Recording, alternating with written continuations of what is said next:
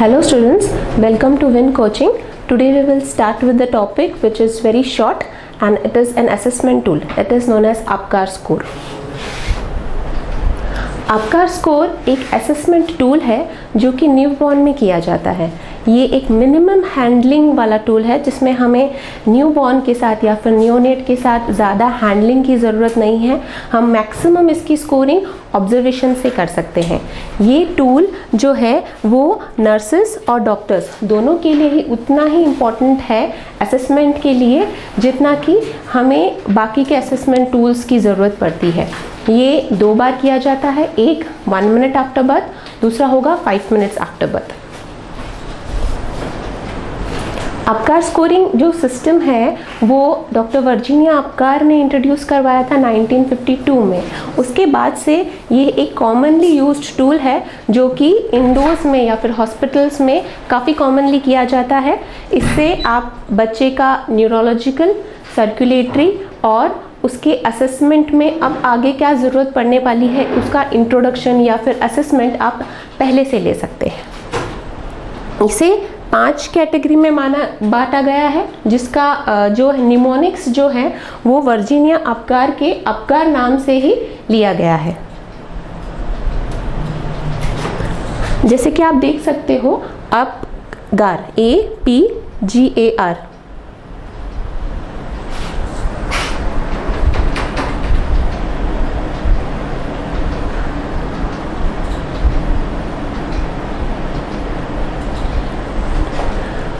इस निमोनिक को एक बार याद कर लीजिए, अपकार। अगर अपकार याद रह जाएगा तो उसके आगे के जो है वो एक बार अगर आप अच्छे से समझ लो तो उसके बाद में आपको इसके लिए इतना ज़्यादा डिफ़िकल्टी नहीं होगी। A फॉर एक्टिविटी है जिससे कि आप बच्चे की एक्टिविटी बाय विजुअलाइजेशन ही देख सकते हो।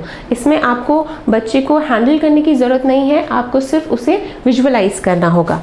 P is for pulse. वैसे निमोनिक्स के हिसाब से इसे पल्स दिया गया है, otherwise it is heart rate which is calculated. Heart rate में आपको हैंडलिंग की ज़रूरत पड़ेगी क्योंकि आपको हार्ट रेट कैलकुलेट करनी पड़ेगी। G is for grimace. Grimace मतलब बच्चे का रिफ्लेक्स इरिटेबिलिटी। रिफ्लेक्स इरिटेबिलिटी क्या होती है? रिफ्लेक्स इरिटेबिलिटी मतलब कि जब आप बच्चे का फेस विजुअलाइज करोगे तब बच्चे के फेस पे जो एक्सप्रेशंस आएंगे जैसे कि क्राइंग है और जो इरिटेबिलिटी वाले एक्सप्रेशंस जो हैं उसे हम ग्रीमेज कहते हैं। ये सिर्फ फेस पे नहीं बाकी ऑल ओवर बॉडी भी हम देखेंगे। जैसे कि बच्चे को मिनिमल आप टच करो तो बच्चा अपने आप को अपनी तरफ खींचता है कि नहीं, that is also a part of irritability. Then is appearance. बच्चे का स्किन का कलर कैसा अपीयर कर रहा है आपको, जैसे कि जस्ट आफ्टर बर्थ बच्चा पिंक है या पेल है, वो हिसाब से हम इसकी स्कोरिंग देंगे। Next is respiration. रेस्पिरेशन से बच्चे का रेस्पिरेटरी रेट नहीं काउंट करेंगे बट बच्चे का रेस्पिरेशन का रिदम जो है वो हम देखेंगे और इसमें रेस्पिरेशन इक्वली हो रही है या फिर बच्चे को कोई डिफ़िकल्टी हो रही है रेस्पिरेशन में, वो हम देखेंगे। अब हम इंडिविजुअली ईच एक क्राइटेरिया को डिटेल में पढ़ेंगे। ये जो 5 ऑब्जेक्टिव क्राइटेरियाज हैं इन्हें हम जैसे कि मैंने पहले भी किया था 1 मिनट लेंगे और नेक्स्ट हम लेंगे वापस से 5 मिनट्स पे, ठीक है। तो इसमें जो क्राइटेरिया है सबसे पहला क्राइटेरिया आपका आएगा रेस्पिरेशन। ये जब हम क्राइटेरिया याद कर रहे हैं, अपकार एक निमोनिक है जिसे आप याद कर सकते हो, अदरवाइज इसको शफल भी किया जा सकता है। रेस्पिरेशन से जैसे कि हमने देखा था कि रेस्पिरेशन हमें सिर्फ देखना है, उसे कैलकुलेट नहीं करना। हार्ट रेट हमें कैलकुलेट करना पड़ेगा, उस हिसाब से हम उसकी स्कोरिंग देखेंगे। स्कोरिंग हम नेक्स्ट स्लाइड में देखेंगे। मसल टोन, जिसे कि हमने अभी पहले देखा था कि उसका मसल का टोन कैसा है, ठीक है। एंड देन रिफ्लेक्स इरिटेबिलिटी और उसका स्किन का कलर कैसा है।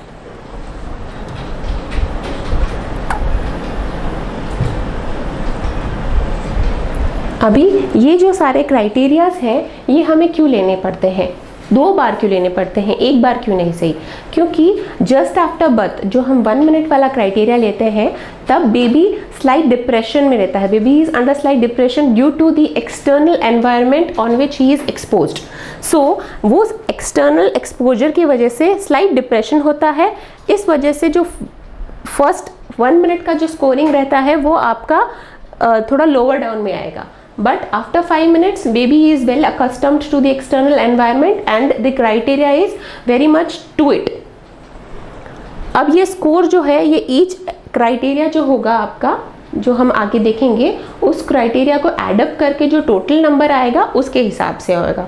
तो जैसे कि हमने देखा कि A, P, G, A, R 5 criterias है। इन 5 क्राइटेरियाज के मैक्सिमम स्कोरिंग 2 हो सकते हैं, मिनिमम स्कोरिंग हो सकता है 0।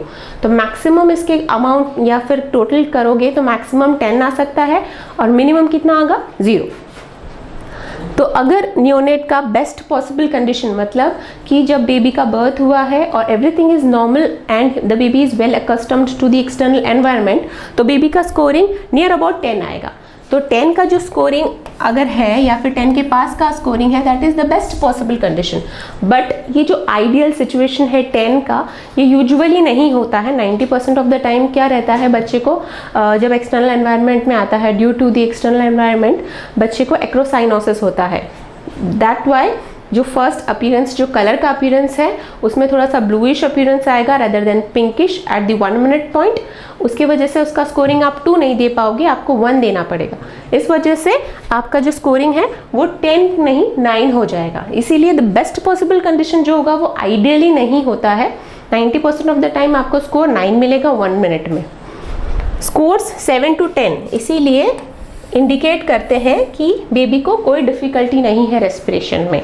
सो there is no difficulty and baby is considered healthy. 5 minutes का फिर से आप अपकार स्कोरिंग लोगे और फिर उसके हिसाब से बेबी का आगे का मॉनिटरिंग देखागा। स्कोर्स 4 to 6 6 का स्कोरिंग थोड़ा लोअर डाउन या फिर मॉडरेट स्कोरिंग में माना जाता है, जहाँ की आप बेबी को मॉडरेट डिफ़िकल्टी है इसे कंसिडर कर सकते हो।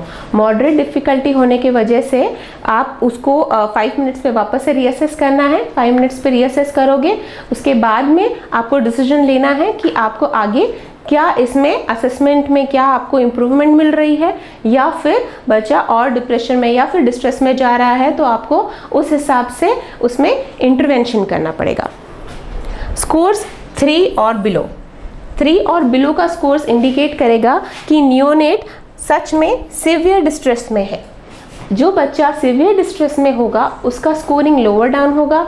लोअर डाउन की स्कोरिंग में आपको यूजुअली इंटरवेंशन का नीड ज़रूरी होता है। अब हम इसका स्कोरिंग कैसे देखेंगे।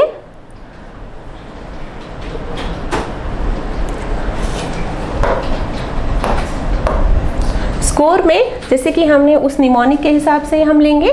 स्कोरिंग में हम सबसे पहले देखेंगे अपीयरेंस। अपीयरेंस में जैसे कि स्कोर 0, 1 और 2 ये सभी में रहेगा। अब फर्स्ट होगा appearance. A for appearance. Appearance means the baby visualising from a distance, कैसा बेबी दिखाई दे रहा है या फिर बेबी का स्किन कलर कैसा दिखाई दे रहा है।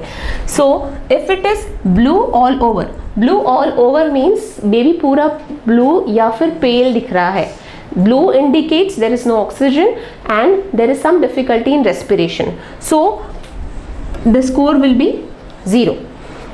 Second is blue extremities only. Extremities सिर्फ ब्लू है, जैसे कि हम टर्मिनोलॉजी एक्रोसाइनोसिस देते हैं।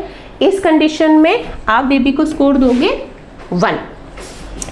नो ब्लू डिस्कलरेशन, जो कि एक आइडियल सिचुएशन होती है जिसमें रेस्पिरेशन पूरे बॉडी को या फिर ऑक्सीजनेशन प्रॉपरली फ्लो हो रहा है। इस वजह से पूरा बेबी ब्लू दिखने के बजाय या फिर एक्रोसाइनोसिस दिखने के बजाय बेबी पिंक दिखाई देता है। इस कंडीशन में आप उसको स्कोर दोगे 2। Second, P for pulse. Pulse में हमें कैलकुलेट करना है कि उसकी जो हार्ट रेट जो है वो कितनी हो रही है। सो अगर कोई पल्स आपको फील नहीं हो रही है, so that is termed as no pulsation. So आपका स्कोरिंग होगा 0। अगर बेबी की हार्ट बीट पर मिनट जो आप लोगे वो 100 बीट्स के आसपास आ रही है या फिर 100 से थोड़ी सी कम है, it is not above 100, then the scoring will be 1। If it is more than 100, which is an ideal situation, babies की heart rate हमेशा 100 से ऊपर होती है। So if it is 100 beats per minute or more, then it is a score of 2, which is a healthy normal baby. Then A, P, G, G for grimace, जैसे कि हमने कहा था कि उसके फेशियल एक्सप्रेशंस हमें ज़्यादा करके नोटिस करने हैं, उसे ग्रीमेस कहते हैं। That is a form of irritability और अ रिफ्लेक्स। उसमें अगर कोई भी रिस्पॉन्स नहीं है, इवन दो स्टिमुलेशन कर रहे हो आप, जैसे कि बेबी के लिप्स को स्टिमुलेट कर रहे हो या फिर उसके फोरहेड को स्टिमुलेट कर रहे हो, बट बेबी को कोई रिएक्शंस नहीं आ रहा है, so we will term at no response. No response अगर होगा तो उसका स्कोर आएगा 0। अगर ग्रीमेस है और फीबल क्राई है स्टिमुलेट करने पे, अगर आप बेबी के फोरहेड को टैप कर रहे हो या फिर उसके चिक्स को प्रेस कर रहे हो, उस टाइम बेबी क्राई कर रहा है, तो उसका स्कोर आप दोगे 1। अब विदाउट एनी स्टिमुलेशन भी और विद स्टिमुलेशन, अगर बेबी स्नीज कर रहा है, कफ कर रहा है, या फिर जब आप स्टिमुलेट कर रहे हो तब अपने आप को दूर खींच रहा है आपके पास से, मतलब बेबी का जो रिफ्लेक्सेस हैं वो काफ़ी एक्टिव है, तो उस कंडीशन में स्कोर आएगा 2। Then we will move forward to activity. Baby का एक्टिविटी, इसमें भी आपको मिनिमल हैंडलिंग की ज़रूरत है। आपको बेबी की एक्टिविटी देखनी है फ्रॉम अ डिस्टेंस। एक्टिविटी में अगर नो मूवमेंट है, फ्लैसिड है, बेबी के हाथ और पैर फ्लेक्स्ड नहीं है और बिल्कुल भी एक्टिविटी नहीं हो रही है, तो that is considered as score of 0। Some movements means कुछ मिनिमल मूवमेंट्स हो रहे हैं, फ्लेक्शन है अपर एक्सट्रीमिटीज और लोअर एक्सट्रीमिटीज का, बट मिनिमल मूवमेंट है विदाउट स्टिमुलेशन, तो then it will be a score of 1। If there is active movement, baby हाथ पैर अच्छे से हिला रहा है और विदाउट एनी स्टिमुलेशन भी बेबी का मूवमेंट काफ़ी एक्टिव है, then you will score it as 2। The last is respiration. Respiration, we don't have to calculate the respiration, we have to just observe the respiration. If you see there is no breathing, मतलब baby में breathing अभी तक start ही नहीं हुआ है, then you will term at score 0। अगर weak, slow और इरेगुलर ब्रीदिंग है, then you will term it as a score of 1। Baby का ब्रीदिंग जो है एकदम वीक है, उतना एफिशिएंटली नहीं ले रहा है, बेबी को सांस लेने में थोड़ी दिक्कत हो रही है, then you will term it as 1। But अगर ब्रीदिंग प्रॉपरली हो रहा है, बेबी का स्ट्रॉन्ग क्राई है without any stimulation also, then you will term it as a score of 2। इसमें अगर हम एक पे विजुअलाइजेशन करेंगे, तो अगर आपको अपगार याद है, अपगार में फर्स्ट में बिल्कुल भी कोई भी एक्टिविटीज़ नहीं है एंड एक्टिविटीज़ के साथ बेबी का कलर ब्लू है और पेल है, then there will be a score of 0। So you have to just remember Apgar and the full form of it. First 0 scoring में कोई भी एक्टिविटी नहीं है, देन मिनिमल एक्टिविटी, मतलब कि एक्टिविटी तो है but it is not up to the mark. तो उस कंडीशन में जैसे कि ब्लू एक्सट्रीमिटीज़ हैं और ग्रीन जो हार्ट बीट्स है या फिर पल्स है, that is up to 100 but not more than 100। Grimace जो है वो एकदम वीक है और आपको स्टिमुलेट करना पड़ रहा है, मूवमेंट भी एकदम मिनिमल मूवमेंट्स है, फ्लेक्शन तो है बट इतने एक्टिव मूवमेंट्स नहीं है, और रेस्पिरेशन भी वीक है, then all score will be 1। And अगर बेबी का सारी कंडीशंस आइडियल की तरफ जाती है, जैसे कि कोई भी ब्लू कलरेशन नहीं है, बेबी पिंक है, बेबी के हार्ट बीट्स जो है 100 से ऊपर है, बेबी स्नीज कर सकता है, कफ कर सकता है, स्टिमुलेट करने पे अपने आप को बचा सकता है या फिर अपने आप की तरफ पुल कर रहा है, तो then will be to the score of 2। और एक्टिव मूवमेंट है with a strong cry. So जो भी आइडियल सिचुएशंस जो हम एक नॉर्मल बेबी में चाहते हैं, अगर वो सारी सिचुएशंस हैं तो सारा का स्कोर 2 आएगा। तो हमें सारा का एडअप करना है। सारा एडअप आप जब करोगे तो यूजुअली जैसे कि मैंने कहा 80% में एक्रोसाइनोसिस रहता है, तो अगर हम यहाँ पे 1 स्कोर दे रहे हैं, यहाँ पे आइडियल सिचुएशन में जैसे कि 100 बीट से 2 स्कोरिंग है, अगर ग्रीमेस प्रॉपरली आ रहा है then also the score will be 2। फिर बेबी की एक्टिविटी अच्छी है, सिचुएशन जहाँ की हमने कहा था कि 7 to 10 का स्कोरिंग जब रहेगा तब बेबी में ज़्यादा स्ट्रेस नहीं होगा और मिनिमल असेसमेंट जो है, असेसमेंट में मिनिमल हैंडलिंग की ज़रूरत है। फिर अगर कुछ सिचुएशंस ऐसी आती हैं जिसमें कि आपको बीट्स जो हार्ट बीट्स है वो 100 से कम दिखाई देती है, या फिर जो ग्रीमेस है उसमें फीबल कराई है और बेबी की एक्टिविटी कम है, तो ये सारों का स्कोर्स जो है वो कम होते जाएगा। जैसे कि 2 ना होके आप सारों को स्कोरिंग दोगे 1। अगर 1 को एडअप करते हो तो आपको 1 2 3 4 5 5 का स्कोरिंग मिलता है जो कि आपके मॉडरेट डिस्ट्रेस में आता है, जिसमें आपको अगेन 5 मिनट्स के इंटरवल पे वापस से इसका असेसमेंट करना पड़ेगा। उसमें क्या होगा कि जो असेसमेंट में आपको 1 मिनट में जो असेसमेंट मिली थी जो कि स्कोर 5 था, 5 मिनट्स में बेबी अकस्टम कर सकता है, बेबी एक्सटर्नल एनवायरनमेंट को वेल अडेप्ट कर सकता है, and then all the scorings can turn into 2। But if the situation is worse और बेबी अडेप्ट नहीं कर पाता है ड्यू टू मेनी रीजंस, उस कंडीशन में बेबी का स्कोरिंग जो है वो 0 की तरफ जाएगा। अगर 5 से इसका 0 की तरफ, अगर समझ लो उसका ग्रीमेस नहीं हो रहा है या फिर उसकी एक्टिविटी मिनिमल है, तो 2 की स्कोरिंग भी अगर आपकी 0 की तरफ चली गई तो आपके पास स्कोर बचता है 3, जो कि डिस्ट्रेस को इंडिकेट करेगा। और अगर डिस्ट्रेस को इंडिकेट कर रहा है तो that means the baby needs support और इसको CPR की ज़रूरत भी पड़ सकती है। ये असेसमेंट आपको CPR देना है या नहीं देना है उसके लिए काफ़ी इंपॉर्टेंट है। बेबी को कब ऑक्सीजन देना है, बेबी को कब हैंडलिंग करने की ज़रूरत है, या फिर बेबी को रिगरसली कब इंटरवीन करना है, ये सारा सिर्फ अपगार स्कोरिंग से ही पता चल सकता है। That's why it is that important.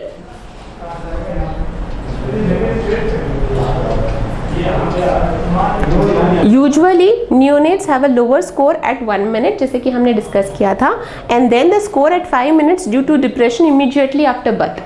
Because क्योंकि इमीडिएटली आफ्टर बर्थ जो एक्सटर्नल एनवायरनमेंट होता है उससे बच्चा वेल अडेप्ट नहीं हो पाता, उससे थोड़ा टाइम लगता है, इसीलिए 1 मिनट का स्कोर और 5 मिनट्स का स्कोर डिफरेंट होता है।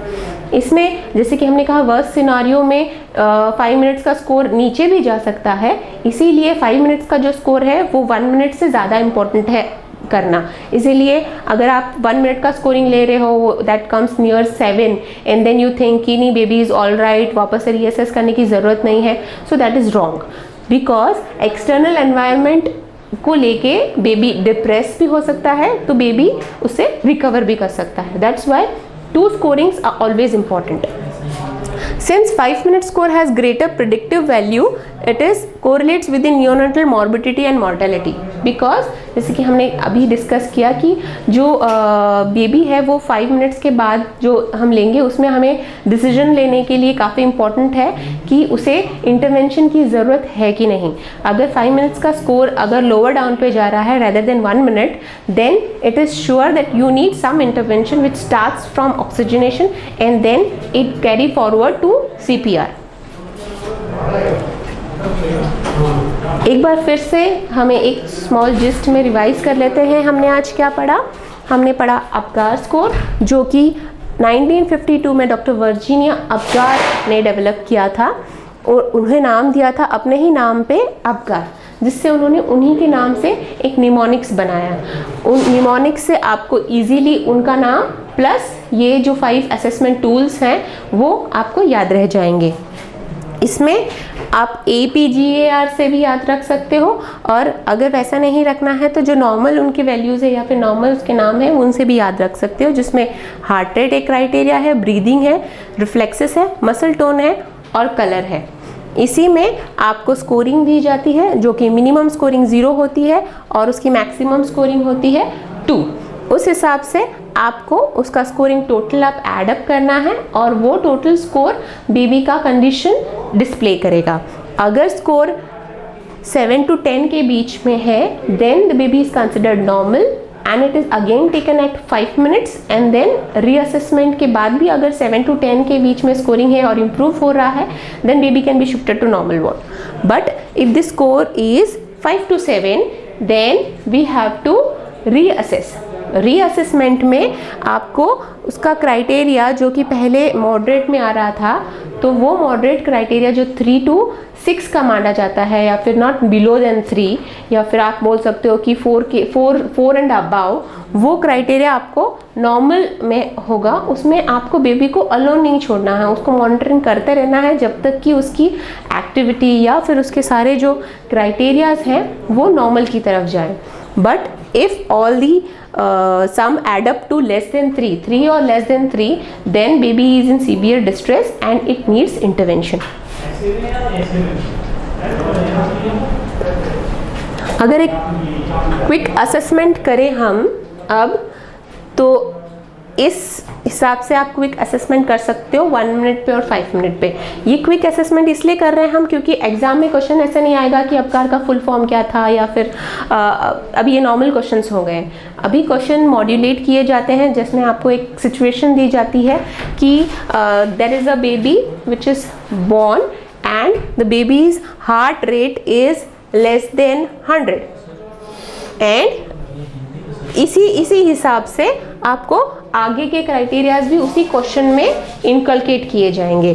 तो अगर लेस देन 100 ऐसे क्वेश्चन में है कि जैसे एक एक हम लोग लेंगे, है ना, तो अगर ऐसे क्वेश्चन में आएगा कि बेबी बॉर्न हुआ है और बेबी का बॉर्न उसका हार्ट रेट जो है वो लेस देन 100 है, तो आप लेस देन 100 1 मिनट का क्राइटेरिया में इसको स्कोरिंग दोगे, लेस देन 100 का 1, राइट। और फिर सेकेंड क्राइटेरिया जो कि हमारा ब्रीदिंग है, एंड क्वेश्चन में ऐसा है कि बेबी हैज इरेगुलर और वीक ब्रीदिंग, बेबी का जो ब्रीदिंग है वो इरेगुलर है और वीक है, तो अगेन हम उस क्राइटेरिया के हिसाब से इसको स्कोरिंग देंगे 1। देन उसी क्वेश्चन में रिफ्लेक्सेस को रिलेटेड या फिर ग्रीमेस को रिलेटेड उसका जो क्राइटेरिया दिया गया है, उस क्राइटेरिया में अगर कहेंगे कि ग्रीमेसेस आर एब्सेंट, ठीक है, अगर एब्सेंट होगा then our scoring is 0। Remember, सारे जो अपगार वाले जो भी है क्राइटेरिया उसमें जो बिल्कुल एक्टिविटी नहीं है और ब्लू है बेबी, तो 0 स्कोरिंग आएगा।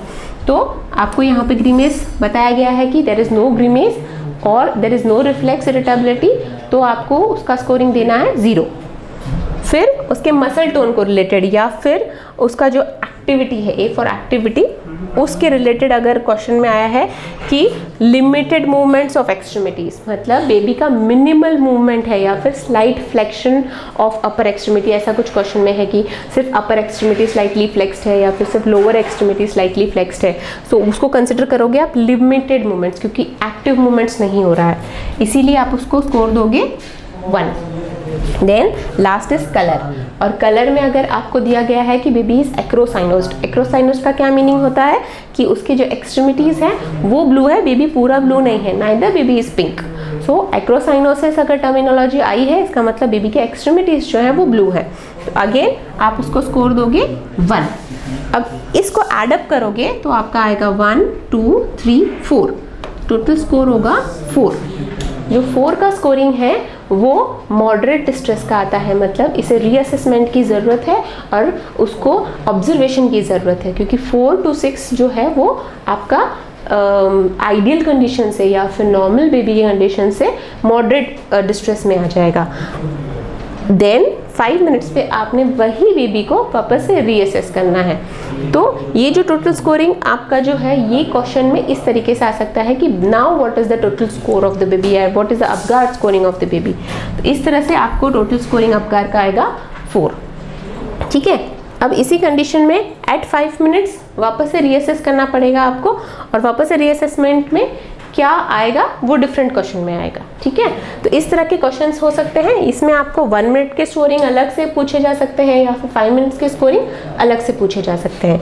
इसीलिए ये चार्ट जो है ये 2-3 बार अगर आप प्रैक्टिस कर लोगे तो आपको जो कैलकुलेशन है उसमें डिफिकल्टी नहीं आएगी। आइडियली ऐसे क्वेश्चंस काफ़ी कम फॉर्म होते हैं, बट अगर ऐसे क्वेश्चंस फॉर्म हुए तो आप कहीं बीच में कहीं कंफ्यूज होने की ज़रूरत नहीं है, because you just have to add up, ठीक है। अब अगर हम इसमें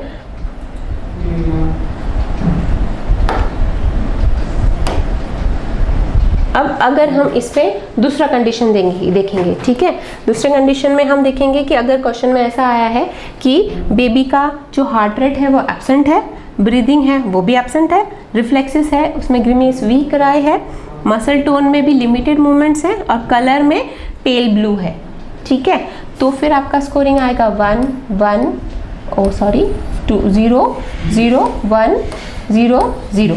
देन आपका टोटल स्कोरिंग आएगा 1, जो कि 3 से बिलो है और बेबी डिस्ट्रेस में है, ठीक है। इस तरह के क्वेश्चंस भी फॉर्म हो सकते हैं जिसमें आपको 0 का स्कोरिंग ज़्यादा हो, और इस तरह के स्कोरिंग्स भी आपको आ सकते हैं जिसमें आपका स्कोरिंग आइडियल सिचुएशन की तरफ ज़्यादा हो, जिसमें कि आपको 7 एंड अबव का स्कोर आए, जिसमें कि बेबी का जो हार्ट रेट है वो इज मोर देन 100, उसका ब्रीदिंग जो है वो है स्ट्रॉन्ग क्राई है, अच्छे से बेबी अच्छे से क्राई कर सकता है, और बेबी को आप थोड़ा सा स्टिमुलेट करोगे तो वो अपने आप अपनी तरफ खींचा जा रहा है।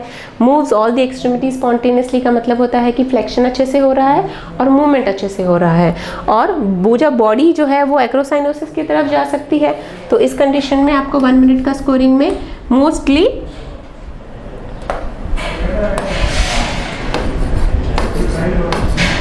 2 के स्कोर्स आएंगे। एक्रोसाइनोसिस इसलिए 1 देंगे हम, तो इसका टोटल आएगा एड अप 9, जो कि एक आइडियल कंडीशन है और बेबी एक नॉर्मल स्टेट में है। इसमें आपको फिर से 5 मिनट्स का स्कोरिंग लेना पड़ता है, जिसमें कि सारे कंडीशंस, एक्रोसाइनोसिस भी अभी इम्प्रूव हो चुका है ड्यू टू ब्रीदिंग, कस्टम हो चुका है, या फिर एक्सटर्नल एनवायरनमेंट फैक्टर्स जो उसे अफेक्ट कर रहे थे वो अभी अफेक्ट नहीं कर रहे, तो बेबी का स्कोर हो जाएगा एक आइडियल स्कोर जो कि 10 है। तो 5 मिनट्स का स्कोर 1 मिनट के स्कोर से डिफर कर सकता है। इसी तरह से आप टोटल स्कोरिंग से ये जान पाओगे कि बेबी को आगे असेसमेंट या फिर हैंडलिंग की ज़रूरत है कि नहीं। उसे सिर्फ ऑब्जर्वेशन की ज़रूरत है, आप नॉर्मल वार्ड में शिफ्ट कर सकते हो। उसे ऑब्जर्वेशन के साथ इंटरवेंशन की ज़रूरत है, उसको CPR की ज़रूरत है। वो असेसमेंट आपको 1 मिनट और 5 मिनट्स के स्कोरिंग से काफ़ी अच्छे से आ सकता है। इसीलिए अपगार स्कोरिंग इतना इम्पॉर्टेंट माना जाता है, because it is not just numbers, it is life saving numbers. इसीलिए हम अपगार स्कोर को इतना सीरियसली लेते हैं, और ये एग्ज़ाम पॉइंट ऑफ व्यू से भी उतना ही सीरियसली लिया जाता है। ठीक है, इसी के साथ ये स्लाइड एंड करते हैं। Thank you. अगर इन सबको हम एड अप करते हैं then it will be a score of 9 which is the normal situation, जहाँ की हमने कहा था कि 7 to 10 का स्कोरिंग जब रहेगा तो बेबी में ज़्यादा स्ट्रेस नहीं होगा और मिनिमल असेसमेंट जो है, असेसमेंट में मिनिमल हैंडलिंग की ज़रूरत है। फिर अगर कुछ सिचुएशंस ऐसी आती हैं जिसमें कि आपको बीट्स, जो हार्ट बीट्स है वो 100 से कम दिखाई देती है, या फिर जो ग्रीमेस है उसमें फीबल कराई है और बेबी की एक्टिविटी कम है, तो ये सारों का स्कोर्स जो है वो कम होते जाएगा। जैसे कि 2 ना होके आप सारों को स्कोरिंग दोगे 1। अगर 1 को एडअप करते हो तो आपको 1 2 3 4 5 का स्कोरिंग मिलता है, जो कि आपके मॉडरेट डिस्ट्रेस में आता है, जिसमें आपको अगेन 5 मिनट्स के इंटरवल पे वापस से इसका असेसमेंट करना पड़ेगा। उसमें क्या होगा कि जो असेसमेंट में आपको 1 मिनट में जो असेसमेंट मिली थी जो कि स्कोर 5 था, 5 मिनट्स में बेबी अकस्टम कर सकता है, बेबी एक्सटर्नल एनवायरनमेंट को वेल अडेप्ट कर सकता है, and then all the scorings can turn into 2। But if the situation is worse और बेबी अडेप्ट नहीं कर पाता है ड्यू टू मेनी रीजंस, उस कंडीशन में बेबी का स्कोरिंग जो है वो 0 की तरफ जाएगा। अगर 5 से इसका 0 की तरफ, अगर समझ लो उसका ग्रीमेस नहीं हो रहा है या फिर उसकी एक्टिविटी मिनिमल है, तो 2 की स्कोरिंग भी अगर आपकी 0 की तरफ चली गई तो आपके पास स्कोर बचता है 3, जो कि डिस्ट्रेस को इंडिकेट करेगा। और अगर डिस्ट्रेस को इंडिकेट कर रहा है तो that means the baby needs support और इसको CPR की ज़रूरत भी पड़ सकती है। ये असेसमेंट आपको CPR देना है या नहीं देना है उसके लिए काफ़ी इंपॉर्टेंट है। बेबी को कब ऑक्सीजन देना है, बेबी को कब हैंडलिंग करने की ज़रूरत है, या फिर बेबी को रिगरसली कब इंटरवीन करना है, ये सारा सिर्फ अपगार स्कोरिंग से ही पता चल सकता है। That's why it is that important.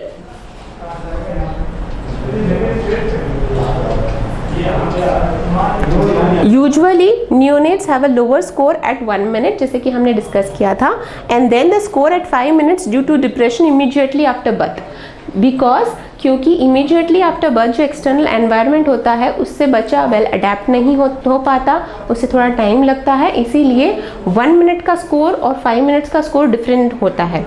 इसमें जैसे कि हमने कहा वर्स्ट सिनारियो में 5 मिनट्स का स्कोर नीचे भी जा सकता है, इसीलिए 5 मिनट्स का जो स्कोर है वो 1 मिनट से ज़्यादा इम्पोर्टेंट है करना। इसीलिए अगर आप 1 मिनट का स्कोरिंग ले रहे हो that comes near 7 and then you think कि नहीं बेबी इज़ ऑल राइट, वापस से रीअसेस करने की ज़रूरत नहीं है, so that is wrong, because external environment को लेके बेबी डिप्रेस भी हो सकता है, तो बेबी उससे रिकवर भी कर सकता है। That's why 2 scorings are always important. Since 5-minute score has greater predictive value, it is correlates with the neonatal morbidity and mortality. Because जैसे कि हमने अभी डिस्कस किया कि जो बेबी है वो 5 मिनट्स के बाद जो हम लेंगे उसमें हमें डिसीजन लेने के लिए काफ़ी इंपॉर्टेंट है कि उसे इंटरवेंशन की ज़रूरत है कि नहीं। अगर 5 मिनट्स का स्कोर अगर लोअर डाउन पे जा रहा है rather than 1 minute, then it is sure that you need some intervention which starts from oxygenation and then it carry forward to CPR. एक बार फिर से हमें एक स्मॉल जिस्ट में रिवाइज कर लेते हैं। हमने आज क्या पढ़ा? हमने पढ़ा अपगार स्कोर, जो कि 1952 में डॉक्टर वर्जीनिया अपगार ने डेवलप किया था और उन्हें नाम दिया था अपने ही नाम पे अपगार, जिससे उन्होंने उन्हीं के नाम से एक निमोनिक्स बनाया। उन निमोनिक्स से आपको इजीली उनका नाम प्लस ये जो 5 असेसमेंट टूल्स हैं वो आपको याद रह जाएंगे। इसमें आप APGAR से भी याद रख सकते हो, और अगर वैसा नहीं रखना है तो जो नॉर्मल उनके वैल्यूज़ है या फिर नॉर्मल उसके नाम है उनसे भी याद रख सकते हो, जिसमें हार्ट रेट एक क्राइटेरिया है, ब्रीदिंग है, रिफ्लेक्सेस है, मसल टोन है और कलर है। इसी में आपको स्कोरिंग दी जाती है, जो कि मिनिमम स्कोरिंग 0 होती है और उसकी मैक्सिमम स्कोरिंग होती है 2। उस हिसाब से आपको उसका स्कोरिंग टोटल आप एडअप करना है और वो टोटल स्कोर बेबी का कंडीशन डिस्प्ले करेगा। अगर स्कोर 7 to 10 के बीच में है then the baby is considered normal and it is again taken at 5 minutes and then reassessment के बाद भी अगर 7 to 10 के बीच में स्कोरिंग है और इम्प्रूव हो रहा है then baby can be shifted to normal ward. But if the score is 5 to 7 then we have to reassess. Reassessment में आपको उसका क्राइटेरिया जो कि पहले मॉडरेट में आ रहा था, तो वो मॉडरेट क्राइटेरिया जो 3 to 6 का माना जाता है या फिर नॉट बिलो देन 3, या फिर आप बोल सकते हो कि 4 एंड अबाव, वो क्राइटेरिया आपको नॉर्मल में होगा। उसमें आपको बेबी को अलोन नहीं छोड़ना है, उसको मॉनिटरिंग करते रहना है जब तक कि उसकी एक्टिविटी या फिर उसके सारे जो क्राइटेरियाज हैं वो नॉर्मल की तरफ जाए। But if all the sum add up to less than 3 or less than 3, then baby is in severe distress and it needs intervention. अगर एक क्विक असेसमेंट करें हम अब, तो इस हिसाब से आप क्विक असेसमेंट कर सकते हो 1 मिनट पे और 5 मिनट पे। ये क्विक असेसमेंट इसलिए कर रहे हैं हम क्योंकि एग्जाम में क्वेश्चन ऐसा नहीं आएगा कि अपकार का फुल फॉर्म क्या था, या फिर अभी ये नॉर्मल क्वेश्चन्स हो गए। अभी क्वेश्चन मॉड्यूलेट किए जाते हैं जिसमें आपको एक सिचुएशन दी जाती है कि there is a baby which is born and the baby's heart rate is less than 100 and इसी हिसाब से आपको आगे के क्राइटेरियाज भी उसी क्वेश्चन में इनकलकेट किए जाएंगे। तो अगर लेस देन 100 ऐसे क्वेश्चन में है कि जैसे एक एक हम लोग लेंगे, है ना, तो अगर ऐसे क्वेश्चन में आएगा कि बेबी बॉर्न हुआ है और बेबी का बॉर्न उसका हार्ट रेट जो है वो लेस देन 100 है, तो आप लेस देन 100 1 मिनट का क्राइटेरिया में इसको स्कोरिंग दोगे, लेस देन 100 का 1, राइट। और फिर सेकेंड क्राइटेरिया जो कि हमारा ब्रीदिंग है, एंड क्वेश्चन में ऐसा है कि बेबी हैज इरेगुलर और वीक ब्रीदिंग। बेबी का जो ब्रीदिंग है वो इरेगुलर है और वीक है, तो अगेन हम उस क्राइटेरिया के हिसाब से इसको स्कोरिंग देंगे 1। देन उसी क्वेश्चन में रिफ्लेक्सेस को रिलेटेड या फिर ग्रीमेस को रिलेटेड उसका जो क्राइटेरिया दिया गया है, उस क्राइटेरिया में अगर कहेंगे कि ग्रीमेसेस आर एब्सेंट, ठीक है, अगर एब्सेंट होगा then our scoring is 0। Remember, सारे जो अपगार वाले जो भी है क्राइटेरिया, उसमें जो बिल्कुल एक्टिविटी नहीं है और ब्लू है बेबी, तो 0 स्कोरिंग आएगा। तो आपको यहाँ पे ग्रीमेस बताया गया है कि देयर इज नो ग्रीमेस और there is no reflex irritability, तो आपको उसका स्कोरिंग देना है 0। फिर उसके मसल टोन को रिलेटेड या फिर उसका जो एक्टिविटी है, ए फॉर एक्टिविटी, उसके रिलेटेड अगर क्वेश्चन में आया है कि लिमिटेड मूवमेंट्स ऑफ एक्सट्रीमिटीज, मतलब बेबी का मिनिमल मूवमेंट है या फिर slight flexion of upper extremity, ऐसा कुछ क्वेश्चन में है कि सिर्फ अपर एक्सट्रीमिटी स्लाइटली फ्लेक्स्ड है या फिर सिर्फ लोअर एक्सट्रीमिटी स्लाइटली फ्लेक्स्ड है, सो उसको कंसिडर करोगे आप लिमिटेड मूवमेंट्स, क्योंकि एक्टिव मूवमेंट्स नहीं हो रहा है, इसीलिए आप उसको स्कोर दोगे 1। देन लास्ट इज कलर, और कलर में अगर आपको दिया गया है कि बेबी इज एक्रोसाइनोस्ड। एक्रोसाइनोस्ड का क्या मीनिंग होता है कि उसके जो एक्सट्रीमिटीज हैं वो ब्लू है, बेबी पूरा ब्लू नहीं है, नाइदर बेबी इज पिंक। सो एक्रोसाइनोसिस अगर टर्मिनोलॉजी आई है, इसका मतलब बेबी के एक्सट्रीमिटीज जो है वो ब्लू है। तो अगेन आप उसको स्कोर दोगे 1। अब इसको एडअप करोगे तो आपका आएगा 1 2 3 4, टोटल स्कोर होगा 4। जो 4 का स्कोरिंग है वो मॉडरेट डिस्ट्रेस का आता है, मतलब इसे रीअसेसमेंट की ज़रूरत है और उसको ऑब्जर्वेशन की ज़रूरत है, क्योंकि 4 to 6 जो है वो आपका आइडियल कंडीशन से या फिर नॉर्मल बेबी की कंडीशन से मॉडरेट डिस्ट्रेस में आ जाएगा। देन 5 मिनट्स पे आपने वही बेबी को वापस से रीअसेस करना है। तो ये जो टोटल स्कोरिंग आपका जो है ये क्वेश्चन में इस तरीके से आ सकता है कि now what is the total score of the baby या what is the Apgar scoring of the baby. तो इस तरह से आपको टोटल स्कोरिंग अपगार का आएगा 4। ठीक है, अब इसी कंडीशन में एट 5 मिनट्स वापस से रीअसेस करना पड़ेगा आपको, और वापस से रीअसेसमेंट में क्या आएगा वो डिफरेंट क्वेश्चन में आएगा। ठीक है, तो इस तरह के क्वेश्चंस हो सकते हैं। इसमें आपको 1 मिनट के स्कोरिंग अलग से पूछे जा सकते हैं या फिर 5 मिनट्स के स्कोरिंग अलग से पूछे जा सकते हैं। इसीलिए ये चार्ट जो है ये 2-3 बार अगर आप प्रैक्टिस कर लोगे तो आपको जो कैलकुलेशन है उसमें डिफिकल्टी नहीं आएगी। आइडियली ऐसे क्वेश्चंस काफ़ी कम फॉर्म होते हैं, बट अगर ऐसे क्वेश्चंस फॉर्म हुए तो आप कहीं बीच में कहीं कंफ्यूज होने की ज़रूरत नहीं है, because you just have to add up. ठीक है, अब अगर हम इसमें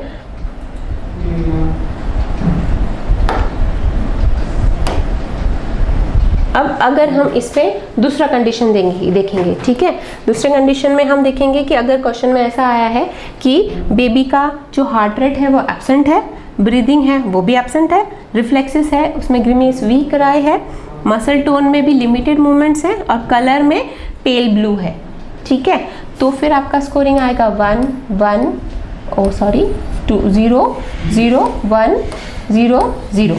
देन आपका टोटल स्कोरिंग आएगा 1, जो कि 3 से बिलो है और बेबी डिस्ट्रेस में है। ठीक है, इस तरह के क्वेश्चंस भी फॉर्म हो सकते हैं जिसमें आपको 0 का स्कोरिंग ज़्यादा हो, और इस तरह के स्कोरिंग्स भी आपको आ सकते हैं जिसमें आपका स्कोरिंग आइडियल सिचुएशन की तरफ ज़्यादा हो, जिसमें कि आपको 7 एंड अबव का स्कोर आए, जिसमें कि बेबी का जो हार्ट रेट है वो इज मोर देन 100, उसका ब्रीदिंग जो है वो है स्ट्रॉन्ग क्राई है, अच्छे से बेबी अच्छे से क्राई कर सकता है, और बेबी को आप थोड़ा सा स्टिमुलेट करोगे तो वो अपने आप अपनी तरफ खींचा जा रहा है। Moves all the extremity spontaneously का मतलब होता है कि फ्लेक्शन अच्छे से हो रहा है और मूवमेंट अच्छे से हो रहा है, और वो जब बॉडी जो है वो एक्रोसाइनोसिस की तरफ जा सकती है। तो इस कंडीशन में आपको 1 मिनट का स्कोरिंग में मोस्टली